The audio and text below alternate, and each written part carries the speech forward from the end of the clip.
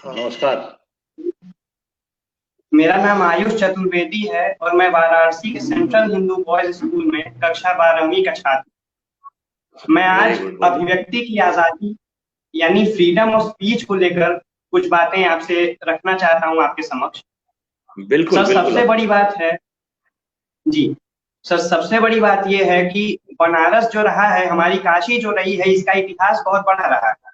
पत्रकारिता को लेकर देखें तो आज और रणधीरी जैसे अखबार यहाँ से निकलते थे जो अंग्रेजी निजाम को कपवा देते थे, लेकिन उन अखबारों को बंद कराने की कोशिश की गई और आज अखबार की कार्यप्रणाली से तो महात्मा गांधी भी प्रभावित। तो वो जो सेंसरशिप लागू होती थी, वो जो अखबारों को, पत्रकारों को दबाया जाता था, मैं ये कहने में नहीं चूकूंगा कि आज भी वैसे काम हो रहे हैं, भले ही छोटे स्तर पर, लेकिन शुरू हो गए हैं। और ये कैसे? सबसे पहली चीज कि मीडिया चंद चैनलों और चंद अखबारों को छोड़कर पूरी मीडिया सत्ता परस्त हो गई है।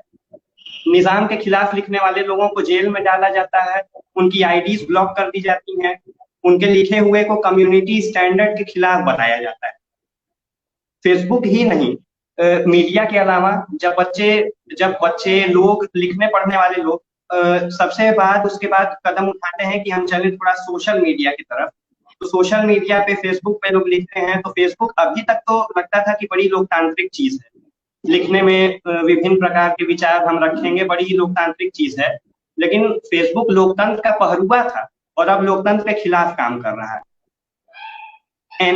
आंखी दास नाम की, जो फेसबुक की इंडिया और साउथ सेंट्रल एशिया की पब्लिक पॉलिसी डायरेक्टर हैं, उनको संलिप्त पाया गया है कि वो चुनाव में भाजपा की मदद करती हैं। कैसे करती हैं कि एक पत्रकार ने इनके खिलाफ आवाज उठाई और कहा कि ये कई मामलों में जब भाजपा चुनाव होते हैं तो भाजपा के कार्यकर्ता या नेता, सत्ताधारी पार्टी के नेता जब भी कुछ लिखते हैं, करते हैं, एक हेट्रेड, एक हेट स्पीच, सांप्रदायिक उन्माद पैदा करने की कोशिश करते हैं, तो उनके खिलाफ कोई भी एक्शन नहीं लिया जाता।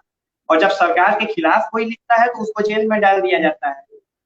तो ये बात ऐसी नहीं है कि हवा में है, ये बात अंतरराष्ट्रीय स्तर तक पहुंच चुकी है। अमेरिकी अखबार है वॉल स्ट्रीट जर्नल, उसने भी ये माना है कि भारत में फेसबुक जो है वो सरकार के अधीन काम करता है।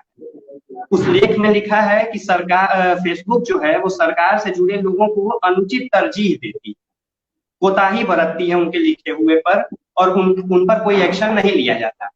और ये बात जब अंतरराष्ट्रीय स्तर पर गई तो फेसबुक के जो ग्लोबल चीफ मैनेजिंग अफसर हैं, एंटोनियो लूसियो, उन्होंने इस्तीफा दे दिया। तो यही है कि अभिव्यक्ति आज भी खतरे में है।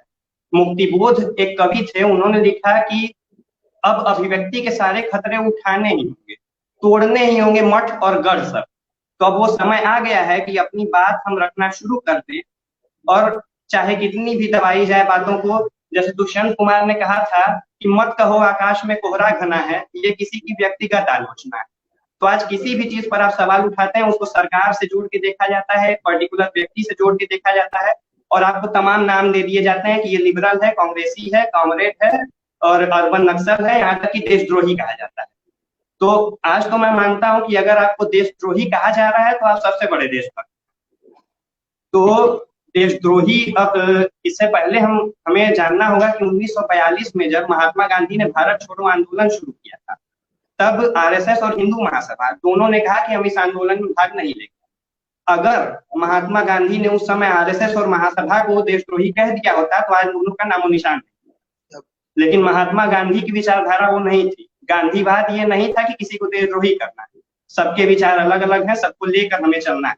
और यही एक लोकतंत्र की आवाज होती है, यही एक लोकतंत्र की बात होती है। प्रधानमंत्री जी जब आए तो राइट टू इंफॉर्मेशन को लेके कहते थे कि हम इसको स्ट्रेंथन करेंगे, इसको और मजबूत करेंगे, लेकिन हम गवाह हैं कि उन्होंने राइट टू इंफॉर्मेशन को लूजन किया है, उसको और बेकार किया है, और कई चीजें जो पहले आरटीआई के दायरे में आती थी अब वो नहीं आती है।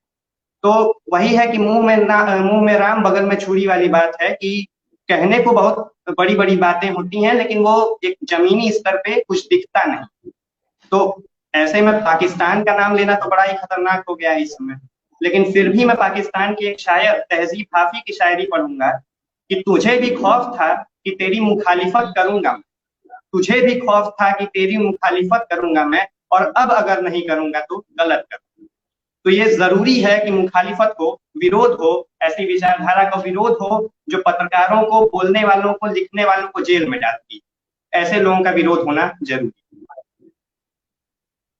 बिल्कुल बिल्कुल बिल्कुल एकदम, क्योंकि इस सरकार में, इस शासन में आप देखो, पहले पत्रकारों के खिलाफ मुकदमे नहीं लिखे जाते थे बेटा। आप क्या स्थिति है, चाहे प्रदेश की सरकारें हैं चाहे देश की सरकारें हैं, पत्रकारों के ऊपर मुकदमे लिखे जा रहे हैं, जेल भेजा। ठीक है, कुछ हो सकते हैं, हर जगह अपवाद है, कोई ऐसा फील्ड नहीं है। पर आज जो जैसे बड़े बड़े जो टीवी चैनल्स हैं, जो मीडिया वाले हैं, जो केवल आज सुशांत सिंह राजपूत को ही केवल फोकस कर रहे हैं, देश में और क्या हो रहा है, देश में और क्या चीजें चल रही हैं, उस पर कोरोना की महामारी से कितने लोग मर गए। एक डॉक्टर, अभी आपने देखा कि नहीं, एक डॉक्टर जो बनारस से मिर्जापुर जा रहा था, वो डिप्रेशन में ऐसा आ गया कि उसको सीएमओ से डिमोट कर दिया गया।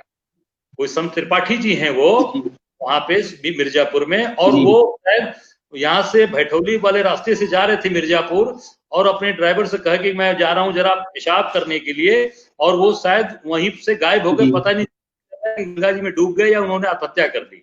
अब वो लगातार उनको जो है, अब वो पुलिस और एनडीआरएफ उनको खोज रही कि वो कहाँ चले गए।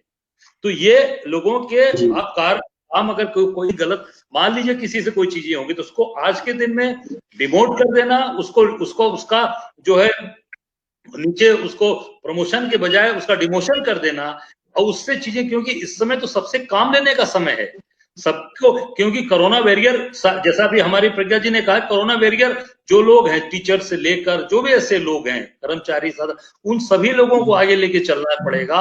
और खासकर डॉक्टर्स, ऐसे बहुत से डॉक्टर हैं जो अपनी जान देकर लोगों की जान बचाए, जो लगातार काम कर रहे हैं। ये कहीं ना कहीं जब सब चीजों को दबाया जा रहा है, उसका नतीजा आ रहा है कि वो परिवार, उनके वो जो लोग काम कर रहे हैं, उनको प्रोत्साहित नहीं करने के बजाय उनको सरकार हतोत्साहित कर रही है, और वो बेचारे अपनी जीवन लीला समाप्त करने की बात सोच रहे हैं, और कहीं ना कहीं वो आत्महत्याएं से लेकर और सारी चीज आत्मदाह तक कर रहे हैं। तो ये, और खासकर जो आज स्थिति चल रही है, जैसे आपने कहा कि गांधी जी के समय में बोलने की आजादी सब लोग बोलते थे, कभी नहीं रोका गया। नेहरू जी के समय कभी नहीं रोका गया। आज चाहे वो हिंदू महासभा रही हो, जैसा आपने बोला, तो सारी चीजें क्यों, क्योंकि अगर ये आज जो स्थिति चल रही, अगर ऐसा उस समय किया गया होता तो इनका जन्म ही नहीं होता, आज आरएसएस यहाँ रहती ही नहीं।